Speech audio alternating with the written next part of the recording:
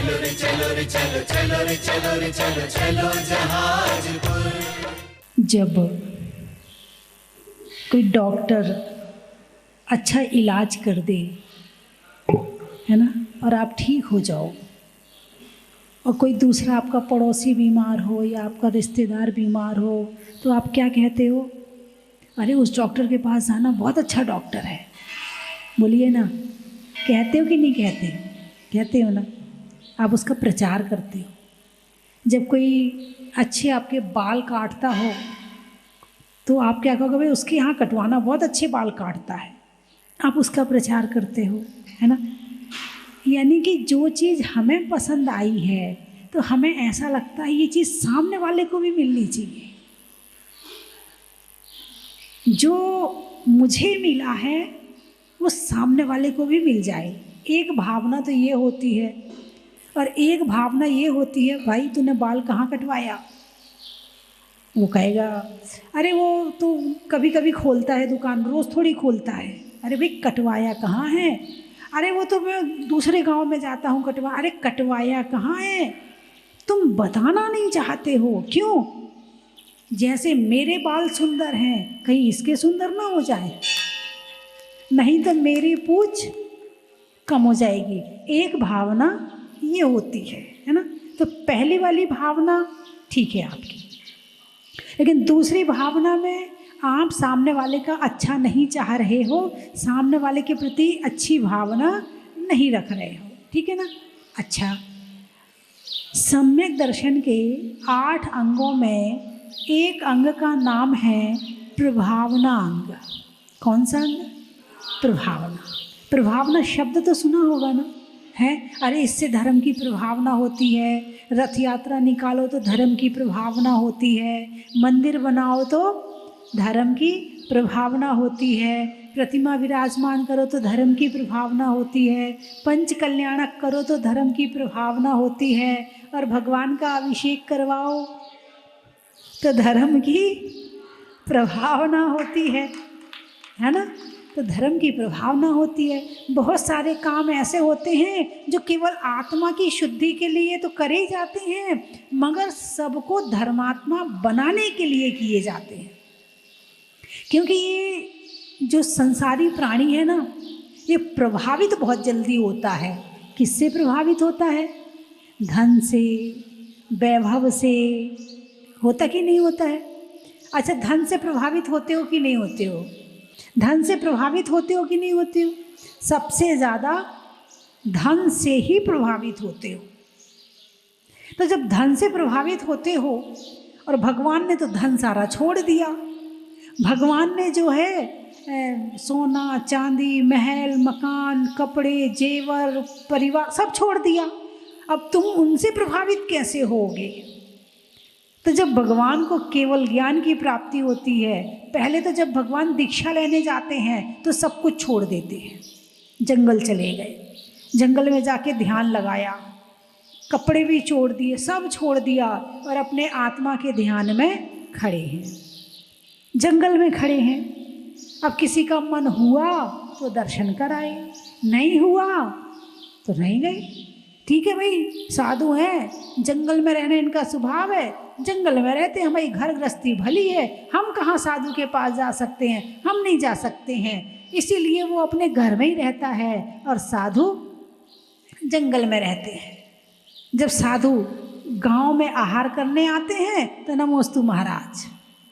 किसी 2-4 जनों की जिज्ञासा हुई कि थोड़ा बहुत ज्ञान प्राप्त करना है, तो जंगल में चले गए और अपना महाराज से थोड़ा बहुत उपदेश ले लिया और आ गए। इतना ही होता है ना? अरे बोलिए ना, इतना ही होता है, ठीक है। लेकिन जब भगवान को केवल ज्ञान की प्राप्ति होती है तो सौधर में इंद्र स्वर्ग का कुबेर को आदेश देता है कि प्रभु को केवल ज्ञान की प्राप्ति हुई है, जाओ धरती पर और समूह शरण की रचना करो। अब उस समूह शरण में क्या होता है? समूह शरण में वैभव होता है। क्या होता है?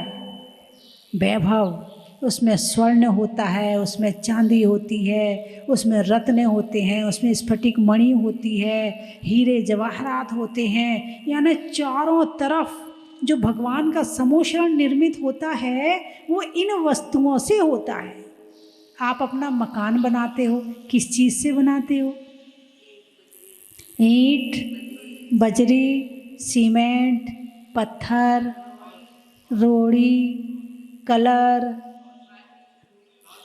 टाइल्स लगा लेते हो, बस यही है ना। और कितनी मेहनत लगती है, ठीक है ना, बहुत मेहनत लगती है मकान बनाने में। एक मकान बनाना हो तो पहले 1 साल पहले से 2 साल पहले से टेंशन करनी पड़ती है, मकान बनाना है, मकान बनाना है, लड़का बड़ा हो गया है, उसकी शादी करनी है, मकान बनाना है। फिर थोड़ा पैसा इकट्ठा करते हो, फिर थोड़ा उधार लेते हो, फिर तुम्हारा मकान बनता है, ठीक है ना। उसके बाद फिर आप उसमें रहने जाते हो। भगवान ने सब कुछ छोड़ दिया, उनका समोषण किसने बनाया? स्वर्ग के कुबेर इंद्र ने। जो छोड़ देता है उसकी व्यवस्था स्वर्ग के देवता करते हैं। और यहाँ तो तुमने ईंट मिट्टी के भाव में कितनी मेहनत करी है कि इंसान कई बार तो कहता है चप्पल खरीदने के भी पैसे नहीं बचे, मकान में इतना पैसा लग गया। कई बार कहते सुना है मैंने लोगों को, बोले अब कोई खर्चा ना मत करना, ना दान देना, ना कुछ करना, क्यों? अब मकान में इतना पैसा लग गया है। और वहाँ कुबेर इंद्र रत्नों से, लाल मणि, पन्ना, मूंगा, हीरा, स्फटिक मणि की जमीन होती है, स्फटिक मणि की दीवार होती है, स्फटिक मणि की सीढ़ियाँ होती हैं। ऐसा भगवान का समोषण बनता है। अब भगवान ने सब कुछ छोड़ दिया और उनके समोषण में इतना सब कुछ है। अब भगवान को जरूरत है क्या? सोने का सिंहासन किसके बैठने के लिए? भगवान को बैठने के लिए। लेकिन भगवान 4 अंगुल ऊपर, छूते भी नहीं है, स्पर्श भी नहीं करते, इतनी वीत रखता है। सिंहासन हो तो भी ठीक और ना हो तो भी ठीक, उन्हें कोई मतलब नहीं है, वो तो अपनी आत्मा के ध्यान में लीन है। ऐसे भगवान के लिए जिन्होंने सब कुछ छोड़ दिया है, उनके लिए ऐसी सभा बनाई गई, तो उनके लिए तो कम है, तुम भक्तों के लिए ज़्यादा है। भाई क्यों? इसलिए कि तुम जिससे प्रभावित होते हो वहाँ जाते हो। अब समोषण, अरे क्या समोषण है, जरा देख के तो आओ, क्या समोषण। भगवान के पास जाए ना जाए, समोषण में 2 तरह के जीव जाते हैं, एक मिथ्या दृष्टि और एक सम्यक दृष्टि। जो मिथ्या दृष्टि जीव होता है वो 7 भूमि तक जाता है। 8 भूमि बनाते हैं, उनमें स्टेप बाय स्टेप बहुत विशाल होता है, तो उसमें 8 भूमि बनती हैं। तो उनमें से 7 भूमि तक मिथ्या दृष्टि जाता है। अरे क्या बावड़ी बनी है, अरे क्या खाई बनी है, अरे क्या लता भूमि है, अरे क्या श्री मंडप भूमि है, अरे क्या जिनालय बने हैं, अरे देवांगनाएं नृत्य कर रही हैं। वहीं नाट्यशाला में बैठ जाता है और उनका नृत्य देखने लगता है। लेकिन जो सम्यक दृष्टि होता है या भव्य होता है, वो 8वीं भूमि में जाता है। या तो वो सम्यक दृष्टि होता है, यदि ना हो तो प्रभु के दर्शन करने के बाद सम्यक दर्शन की प्राप्ति उसे हो जाती है। वो 8वीं भूमि तक जाता है, वो प्रभु के दर्शन करता है, प्रभु की वाणी सुनता है। ये समोषण जो है ना, ये प्रवचन मंडप है। यहाँ बैठकर जीव भगवान की वाणी सुनते हैं, दिव्य ध्वनि सुनते हैं, उनके ज्ञान को पाते हैं। तो समोषण में खूब वैभव होता है। तो इंसान किससे प्रभावित होता है? अरे बोलिए ना, वैभव से। भगवान से प्रभावित कब होगा? जब वो 8वीं भूमि में जाएगा। उसके पहले तो 7 भूमियाँ खींचती हैं। अरे क्या समोषण बना, अपना मकान तो हम 3 काल में ऐसा नहीं बना सकते जैसा भगवान का समोषण बना हुआ है। आदमी भागा जाता है और उस बहाने जाता है, भगवान के चरणों में जाता है, तो सम्यक दर्शन की प्राप्ति हो जाती है। इसीलिए मंदिर बहुत सुंदर बनाने चाहिए, मंदिर की व्यवस्था बहुत सुंदर होनी चाहिए, मंदिर में खूब साफ सफाई होनी चाहिए, मंदिर में एक से एक चीज़ लगानी चाहिए। बात समझ में आई कि नहीं आई? आदमी कम से कम मंदिर देखने तो जाएगा, और जब मंदिर जाएगा तो भगवान को भी देख लेगा। घर ऐसा बनाओ कि यूं लगे बस यहाँ से निकलो, और मंदिर ऐसा बनाओ कि यूं लगे यहीं बैठे रहो। लेकिन उल्टा हो रहा है, उल्टा हो रहा। घर ऐसा बनाते हैं कि वहाँ से निकलने का मन नहीं करता है, और मंदिर ऐसा बनाते हैं कि बस चलो बहुत देर हो गई, बस अपनी मन नहीं लग रहा, बहुत देर हो गई। बोलिए हाँ या ना? आप लोग जहाजपुर गए कि नहीं गए? गए हो? कैसा लगता है वहाँ बैठकर? ऐसा लगता है बैठे रहो वहीं पर बस। और जब बैठोगे तो क्या करोगे? या जिनवाणी पढ़ोगे, या माला फेरोगे, या भगवान को देखोगे। इसके अलावा वहाँ क्या कर सकते? वहाँ फिल्मी गाना गा नहीं सकते हैं। और वहाँ जाके तो मोबाइल चलाने का त्याग ही कर दो कि वहाँ बैठ के मोबाइल, क्योंकि यदि आप मोबाइल में चले गए फिर आपको वहाँ का आनंद मिलने वाला नहीं है। तो जो संसारी प्राणी है वो वैभव से प्रभावित होता है। अब कुछ लोगों की ये धारणा होती, बोले क्या करना है मंदिर बना के? बोले क्या पंच कल्याण में इतना पैसा खर्च हो गया, क्या करना है इतने पैसा खर्च करके? भाई शादी में भी तो करते हो ना। अरे बोलिए ना, कि शादी में पैसा खर्च नहीं करते हो? वहाँ क्या काम आ रहा है? लेकिन यहाँ आकर पंच कल्याणक में यदि किसी ने भाव से पंच कल्याणक देख लिए तो वो सम्यक दर्शन प्राप्त कर लेगा। पंच कल्याणक के माध्यम से ये महिमा दिखाई जाती है भगवान की। भगवान को कुछ नहीं चाहिए, मगर जो इस वैभव से प्रभावित होता है तो इस वैभव के कारण से प्रभु की महिमा दिखाई जाती है। जब भगवान गर्भ में आते हैं तो 6 महीने पहले क्या होता है? भाई भगवान आ जा, गर्भ में आ जा, रत्नों की वर्षा करने की कहाँ जरूरत आ रही है? प्रभावना। क्या है ये? प्रभावना। 6 महीने पहले रत्न बरसने लगे, और 2-4 नहीं, एक बार में 3.5 करोड़ रत्न बरसते हैं। 3.5 करोड़। प्रभु के आने के पहले गरीबी दूर हो जाए, बीमारी दूर हो जाए, दुख दूर हो जाए, और जब ऐसे सुख का वातावरण निर्मित हो जाएगा तब भगवान गर्भ में आएंगे, तब लोग खुशी मनाएंगे। लेकिन यदि लोग भूखे हों, परेशान हों, दुखी हों, तो भगवान के आने की खुशी नहीं मना सकते हैं। इसलिए उनके आने के पहले चारों तरफ का वातावरण बढ़िया हो जाता है, और जब भगवान गर्भ में आते हैं तो फिर चारों तरफ खुशियाँ छा जाती हैं। लोग निश्चिंत रहते हैं कि मेरे पास किसी चीज़ की कमी नहीं है, अब तो बस भगवान की गर्भ कल्याण की खुशियाँ मनानी है। तो ये क्या है? ये जो है ना, तुम धन से प्रभावित होते हो, रत्नों से प्रभावित होते हो, तो रत्न बरसा दिए, ले जाओ उठा उठा के, हो जाओ खुश, दूर कर लो अपनी दरिद्रता। और जब तुम खुश हो जाओगे तब तुम्हें पता चलेगा कि भगवान, ऐसे भगवान आने वाले हैं, ऐसे भगवान आने वाले हैं कि जिनके आने के पहले रत्न बरसते हैं। अब आपकी दृष्टि में रत्नों के कारण से भगवान की महिमा बड़ी हो गई। बोलिए हाँ या ना? एक सामान्य व्यक्ति आए, अब यही मान लो सोनागिर में मोदी जी को आना है, तो क्या क्या तैयारी होगी? अरे बोलिए ना, 1 महीने पहले से सारे तरफ तो लिपाई पुताई शुरू हो जाएगी। कहीं गंदगी नहीं मिल सकती है ना?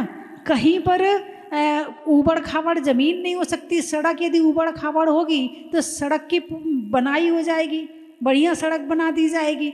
जहाँ जहाँ से उन्हें निकलना है सड़क बढ़िया बना दी जाएगी। यानी इतनी तैयारियां हो जाएंगी। ये क्या है? ये प्रधानमंत्री पद का गौरव है। और उस गौरव के लिए, उस गौरव को प्रकट कहाँ से किया जाता है? तो उस गौरव को यहाँ से प्रकट किया जाता है। जब एक प्रधानमंत्री का इतना गौरव है तो हमारे 3 लोक के नाथ का कितना गौरव होगा। ये एक प्रभावना का तरीका है कि स्वर्ग के देवता 6 महीना पहले से रत्नों की वृष्टि करने लगते हैं।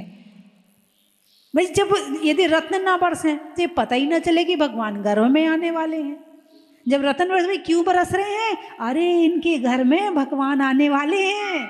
उन माता पिता का गौरव बढ़ गया, उन माता पिता का सम्मान बढ़ गया। पहले कोई पैर भी नहीं छूता था, अब भगवान की माता बनने वाली हो, नमोस्तु, नमस्कार है आपको, प्रणाम है आपको। उनके पैर छूते हैं जाकर के लोग, पिता सिद्धार्थ के पैर छूते हैं जाकर। आप बहुत भाग्यशाली हैं, आपके घर में भगवान आने वाले हैं। अभी आए नहीं हैं, अभी गर्भ में भी नहीं आए हैं। सूचना मात्र से इतना वैभव हो गया है कि भगवान की महिमा ऐसे पता चलती है। प्रभावना, क्या तुम किस तरह से प्रभावित हो? किससे? भगवान से, जिन धर्म से। और जो जिन धर्म से प्रभावित होगा वो अपनी आत्मा को प्रभावित करेगा, और जब वो अपनी आत्मा से जुड़ेगा तो धर्म की शुरुआत हो जाएगी। बोले फिर आदमी भाई जानता है, अच्छा मोदी जी प्रधानमंत्री हैं, तो फिर सोचता है इनका जरा पता तो देखें कहाँ के हैं। बोले ये गुजरात के हैं। भाई कोई नया व्यक्ति आया, किसी ने मोदी जी की खूब तारीफ करी, मोदी जी की खूब तारीफ करी, तो फिर सामने वाला कहता है ये मोदी जी हैं क्या? बोले हमारे यहाँ के प्रधानमंत्री हैं। बोले अच्छा। फिर बोले इनका, अब किसी का जब देख लिया है तो उसका बैकग्राउंड जानना चाहता।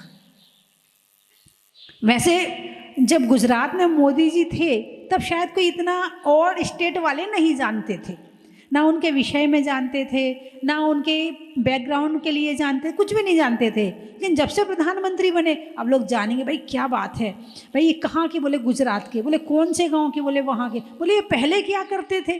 बोले बचपन में कैसे रहते थे? बोले घर में कैसे रहते थे? कितने भाई बहन थे? अब उनके कारण से लोग उनकी माँ को भी जानने लगे, उनके कारण से लोग उनके भाई बहन को भी जानने लगे, लोग उनके कारण से उनके गांव को भी जानने लगे। बोलिए हाँ या ना? है हाँ ना? तो जब एक प्रधानमंत्री पद का इतना गौरव है, तो जो भगवान आ रहे हैं, जिनके आने के पहले 3.5 करोड़ रत्न दिन में एक बार बरसते हैं, तो दिन में 3 बार बरसते हैं, तो कितने हो गए? अरे बोलिए ना, है 10.5 करोड़। और किसी किसी शास्त्र में लिखा है कि दिन में 4 बार बरसते हैं। तो कितनी दूर दूर से आते होंगे लोग रत्न लेने के लिए। तो ये उनकी महिमा आने के पहले पूरी धरती पर फैल जाती है। यानी स्वर्ग के इंद्रों ने क्या किया? प्रभावना करी। प्रभावना क्या है? धर्म की भूमि तैयार करने का तरीका है कि धर्म है क्या। जिस धर्म के भगवान का इतनी महिमा है, वो धर्म कैसा होगा, उस धर्म में कितनी शक्ति होगी। जिन भगवान के आने के पहले इतनी महिमा गाई जा रही है, तो आने के बाद क्या होगा? फिर जब वो भगवान बनेंगे तो उसकी महिमा कितनी होगी, ये प्रभावना से पता चलता है। जब आपके यहाँ आप लोग विधान करते हैं तो क्या करते हो? गिफ्ट बांटते हो ना। ये क्या है? बोले क्या बांट रहे? बोले प्रभावना बांट रहे हैं। जब आपके यहाँ साधु संत जाते हैं तो बैंड बाजे लेके आते हो। और जब मैं श्याम नगर गई थी, हमारे सुरेश जी निखार जी बैठे हुए हैं, हाथी लेकर आए थे। हाँ, श्याम नगर वालों ने जयपुर में वहाँ का मंगल प्रवेश हाथी से करवाया था। अभी मुरैना वालों ने भी करवाया था। तो ये क्या है? प्रभावना है। इतने बैंड, इतने हाथी, सारे तरफ एक ही वातावरण। भाई क्या है? बोले माता जी आ रही। बोले कौन सी माता जी आ रही? नाम तो देखो पता नहीं, वो जहाजपुर वाली माता जी आ रही। नाम ही बदल दिया, जहाजपुर वाली माता जी आ। अब जहाजपुर को तो सब जानते ही जानते हैं। तो क्या हुआ इसमें? मेरा क्या रोल क्या है मुझे नहीं पता, लेकिन आपके अंदर जो हुआ है उसका नाम है प्रभावना। क्या नाम है ये? प्रभावना, है ना? तो जो सम्यक दर्शन के 8 अंग हैं, उसमें एक अंग का नाम है प्रभावना। आप अपने लिए पूजा करते, बहुत अच्छी बात है, माला फेरते किसके लिए? अपने लिए, बहुत अच्छी बात है। तीर्थ यात्रा करते किसके लिए? अपने लिए, बहुत अच्छी बात है। आप एकासन उपवास करते हो किसके लिए? अपने लिए, बहुत अच्छी बात है। दीक्षा लेते हो किसके लिए? अपने लिए, बहुत अच्छी बात है। लेकिन ये सारी चीज़ें क्या आप तक सीमित हैं? ये सारी चीज़ें आप तक सीमित हैं क्या? नहीं है। यदि कहीं विधान हो रहा है और एक महिला मंदिर से 1 किलोमीटर दूर रहती है, ठीक है, अब विधान है तो आज पैदल आएगी, आज शुद्ध वस्त्र पहन के जाना है ना, आज गाड़ी से नहीं जाऊंगी, आज तो पैदल ही जाऊंगी। अब वो अपने घर से चलती है, कहाँ के लिए? मंदिर के लिए। क्या करना है? विधान करना है। अभी विधान शुरू नहीं हुआ, लेकिन प्रभावना शुरू हो गई एक दिन पहले से। देखो, कल ना अपना काम अपने आप कर लेना, कल मैं मंदिर जा रही, कल विधान है। तो घर वालों के मन में आया, अच्छा कल विधान है, चलो हम भी दर्शन कर आएंगे। चलो विधान में नहीं बैठ पा रहे हैं तो दर्शन तो कर ही आएंगे। प्रभावना शुरू हो गई। अब आप नहा धो के तैयार हुए, तो जैसे आप उठे, आपकी खटपट शुरू हुई, तो आपके घर वालों के कान में आवाज़ पहुंच गई, अच्छा मम्मी उठ गई, अब विधान में जाना है।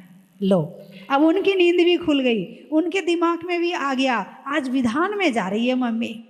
फिर अचानक किसी का फ़ोन आया, बहन जी आपको आज आना है, ज़रा घर में काम है। नहीं मैं आज नहीं आ सकती, आज हमारे यहाँ विधान है। प्रभावना वहाँ तक पहुँच गई। फिर अचानक तुम्हारे अमेरिका में जो बेटा रह रहा है, तो वहाँ शाम हुई, यहाँ सुबह हुई, उसका फ़ोन आ गया, बोले मम्मी कहाँ जा रही हो, क्या कर रही हो? अब तो बड़ी जल्दी तैयार हो गई, बेटा आज विधान है। अब ये प्रभावना कहाँ तक पहुँच गई? अमेरिका तक पहुँच गई। अब आप घर से अभी देखो, अभी और प्रभावना होनी। आप विधान कर रहे हो अपने लिए, भक्ति कर रहे हो अपने लिए, लेकिन आपके माध्यम से प्रभावना कैसे हो रही मैं वो बताना चाहती हूँ। फिर आप घर से निकले तो पड़ोसन बाजू में खड़ी थी, बोले बहन जी आज सुबह सुबह, वैसे तो आप देर से जाती थी और आज तो आपने पीले कपड़े पहने हैं, वो आज हमारे यहाँ ना विधान है।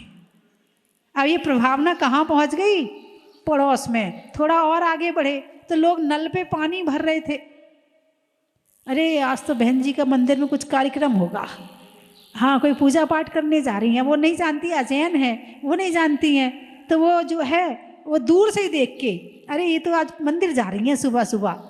यानी आप मंदिर तक पहुँचते पहुँचते ना जाने एक पीली साड़ी पहनने पर आपने कितनी प्रभावना कर दी। बोलिए हाँ या ना है?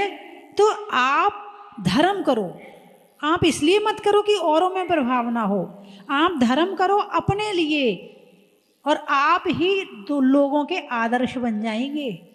लोग आपको देख करके धर्म करने पड़ेंगे लगेंगे, क्योंकि एक व्यक्ति का प्रभाव 10 पर पड़ता है, 10 का प्रभाव 100 पर पड़ता है, 100 का प्रभाव 1000 पर पड़ता है, 1000 का प्रभाव 1 लाख पर पड़ता है, और 1 लाख का प्रभाव 10 लाख पर पड़ता है, और 10 लाख का प्रभाव 1 करोड़ पर पड़ता है, और 1 करोड़ का प्रभाव। अब इसको लगाते जाओ आगे आप। हम दूसरों को बाद में सुधारें, पहले हम खुद को सुधारें, पहले हम खुद धर्म में लगें। यदि घर में पिताजी अभिषेक करते हैं, पूजा करते हैं रोज, तो इसका प्रभाव पूरे घर वालों पे पड़ता है, और पूरे घर वालों पे नहीं, रिश्तेदारों पे पड़ता है। जितने आपके रिश्तेदार, अरे वो हमारे भाई साहब है ना जयपुर वाले, वो तो रोज अभिषेक पूजा करते हैं, भले खुद ना कर रहे हों, लेकिन उनके दिमाग में प्रभावना चल रही है, वो करता है और मैं नहीं करता। उसके मन में भी आ रही है कि मैं भी जाया करूँगा, मैं भी किया करूँगा, ऐसा विचार उसके मन में भी चल रहा, भले वो आपको ना बताए। यानी धर्म, धर्मात्मा से एक पूरा वातावरण ही अलग हो जाता है। घर में एक व्यक्ति धर्मात्मा हो तो उससे वातावरण ही अलग हो जाता है। घर में एक साधु बन जाए तो कहते हैं 3 पीढ़ी पर प्रभाव, 7 पीढ़ी पर प्रभाव पड़ता है। 7 पीढ़ी, 3 पहले की, 3 बाद की और 1 वर्तमान की। एक घर में एक साधु बनता है तो 7 पीढ़ी पर प्रभाव पड़ता है। अब पीढ़ी गिन लो, मान लो बेटा बना तो बेटे के पिताजी पर प्रभाव पड़ा, एक, उसके दादाजी पे प्रभाव पड़ा 2, और उसके भी उनके भी पिताजी यदि हों तो उन पे भी प्रभाव पड़ेगा, है ना। फिर तुम्हारे परिवार में जो तुमसे आगे वाली पीढ़ी चलाएगा, अरे हमारे चाचा जी ना महाराज जी हैं। कौन? चाचा जी। भाई पर तो पड़ ही रहा है, अब जो तुम्हारा भतीजा है उस पर भी प्रभाव पड़ा, वो बड़ा हुआ। अब मान लो जो बेटा बना था मुनिराज, अब वो थोड़ी उम्र में बड़ा हो गया, इधर जो चाचा कह रहा था वो बड़ा हुआ, उसकी शादी हुई, उसके बच्चे हुए। अरे बोले हमारे पिताजी के चाचा जी है ना, वो महाराज है, 6वीं पीढ़ी, और ये 7वीं पीढ़ी तक तो पहुंच ही जाता है। यानी घर में एक धर्मात्मा हो तो 7 पीढ़ी प्रभावित होती है। इसीलिए धर्म करना शुरू करो, उससे क्या होगा, हम तो सुधरेंगे, और हमसे जुड़े हुए जितने लोग हैं वो भी सुधरेंगे। कुछ लोग पीछे पड़ जाते, मंदिर जा, अभिषेक कर, मंदिर जा। एक बहन जी आई, बोले हम बहुत दुखी रहते हैं, हमारे पति हमें बाहर तो बिठा देते हैं, अंदर तो भेज देते हैं मंदिर में, और खुद बाहर बैठे रहते हैं। मैंने कहा फिर क्या? बोले हमारा तो पूजा में भी मन नहीं लगता कि वो बाहर बैठे हैं, अंदर भी नहीं आए हैं, और बाहर वाला सोच रहा है देखो कितनी भाग्यवान है, भगवान की पूजा कर रही है, और अंदर वाली बैठी है, और बाहर वाला अंदर बैठा है। अब बताओ कौन भक्त है भगवान का? है, मैंने कहा आप बिल्कुल टेंशन ना करो, वो जिस दिन भगवान का भक्त बनेगा वो तुमसे आगे पहुंच जाएगा। वो आज नहीं, जो वो एक होता है ईमानदार नास्तिक, और एक होता है बेईमान आस्तिक। समझ में आया कि नहीं आया?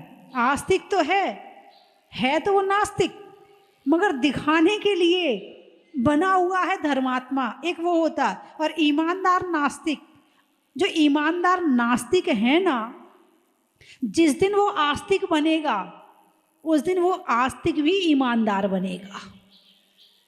और एक है ना वो नास्तिक बन पा रहा और ना आस्तिक बन पा रहा, ना वो छोड़ पा रहा और ना वो कर पा रहा, ना उसकी पूरी श्रद्धा जागृत हो रही ना पूरी खत्म हो रही, वो बेचारा बीच में झूल रहा है। ज्ञान है नहीं, भगवान को जानता नहीं, भगवान को पहचानता नहीं, इनकी क्वालिटी को जानते नहीं। चलो आपसे ही पूछ लूँ, भगवान किसे कहते हैं? चलिए मैं 3 चीज़ें बोलूँगी, आपको कहना बड़ा ही महत्व है। पढ़ने में मेरी भावना का, नहीं करने में कामना का, और जिन धर्म की प्रभावना का। कल बताऊंगी आपको संसार में किसकी प्रभावना चल रही है, किसकी एडवर्टाइजमेंट चल रही है। यदि ये कहा जाए तो एडवर्टाइज, अंग्रेजी में कहो तो एडवर्टाइजमेंट, धर्म की भाषा में कहो तो प्रभावना, संस्कृत में कहो तो प्रचार, है ना? ठीक, मैंने ठीक बताया ना, है ना? तो नहीं खाने में, नहीं, ताजे ताजे अचार का, पुराने को तो छोड़ना है, ताजे अचार का, होने में अच्छे विचार का, और करने में जिन धर्म के प्रचार का, गाने में सुर का, नृत्य में नूपुर का, आने वालों में जयपुर का। और कहाँ से आए? दिल्ली, हाँ दिल्ली वाले बैठे हैं। त्रियंचों में बिल्ली का, सामान रखने में झिल्ली का, और आने वालों में दिल्ली का। कहाँ से आए? आम की बौर का, नेता में दौर का, और आने वालों में इंदौर का। चिरगांव, मनुष्यों के प्रभाव का, होने में अच्छे स्वभाव का, और आने वालों में चिरगांव का। सागर, शैली में नागर का, पानी में गागर का, और आने वालों में सागर का। झांसी, दान करने में राशि का, भगवान पारसनाथ की जन्म नगरी काशी का, और आने वालों में झांसी का।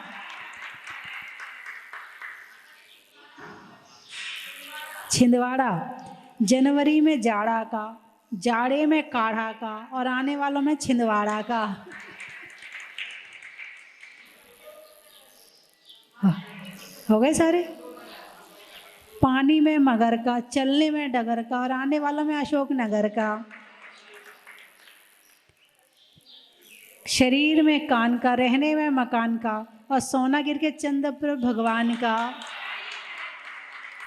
फलों में फूट का, नारियल में जूट का और सोना गिर के पर्वत पर बनने वाले सहस्त्र कूट का। कर्म के हरने का, पर्वत पर झरने का और सहस्त्र कूट में एक एक प्रतिमा विराजमान करने का। बारात में बन्नी का, चाय की छन्नी का और इंदौर की गिन्नी का।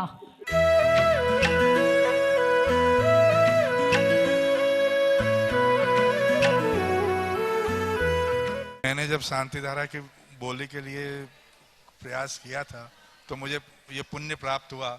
इस बार भी मैं बिना मन के आया था कि इस बार नहीं मैं कुछ करूंगा, लेकिन यहाँ मैं शादी में आया था एक्चुअली, पर मेरे यहाँ भावना हुई।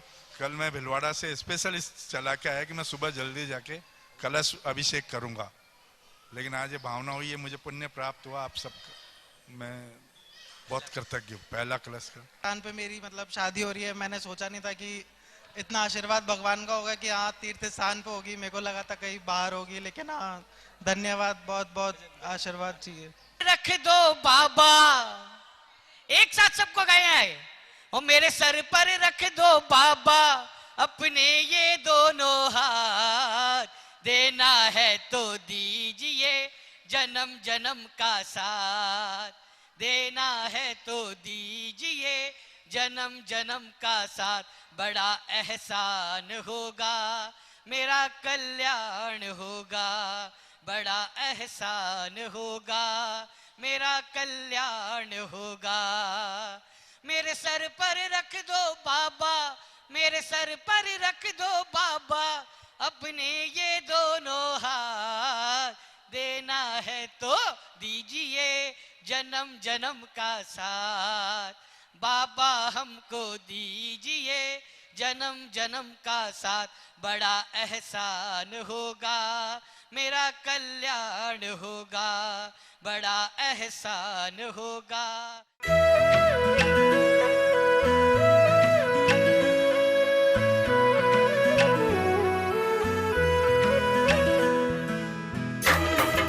रतन की थाल को सजाओ रे आज, रत्नों की थाल को भर लाओ रे आज।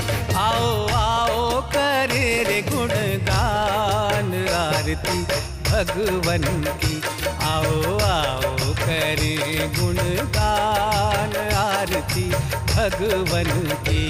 आओ आओ करे रे गुणगान आरती भगवन की।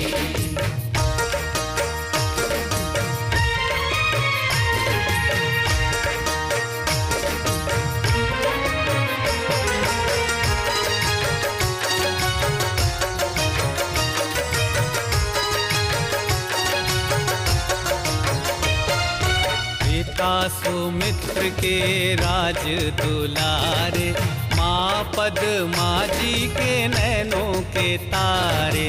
पिता सुमित्र के राज दुलारे।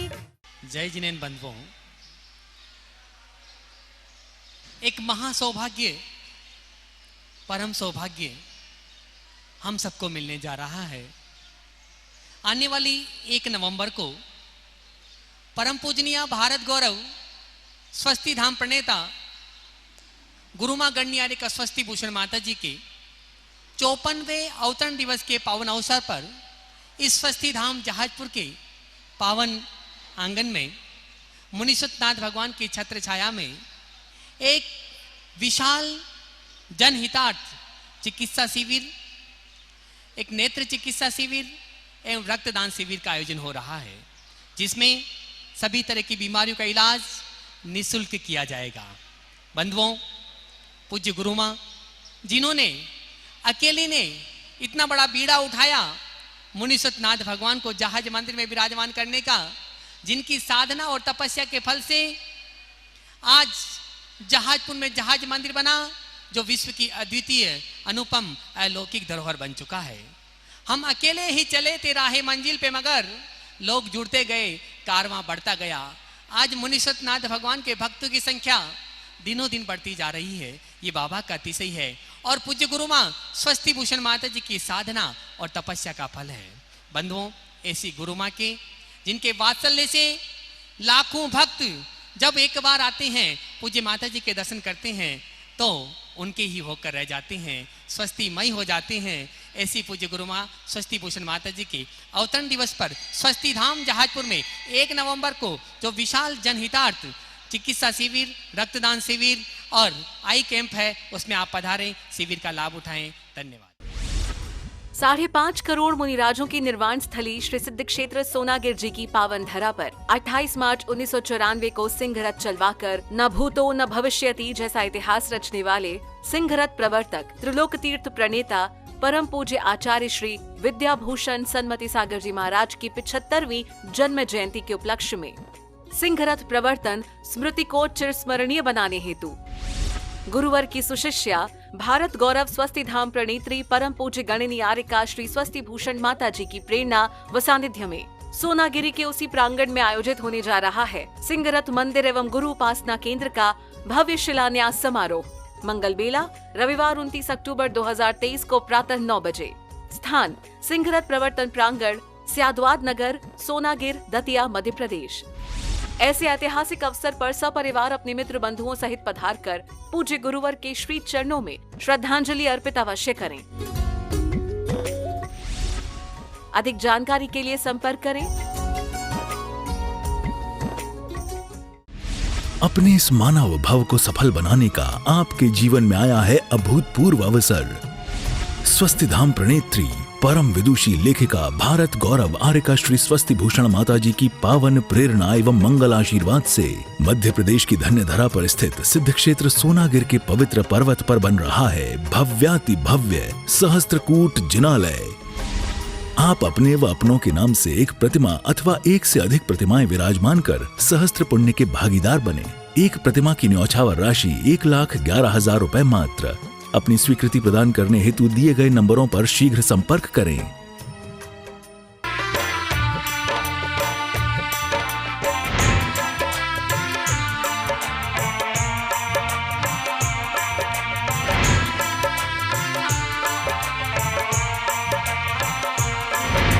चलो रे चलो रे चलो चलो रे चलो रे चलो चलो जहाजपुर।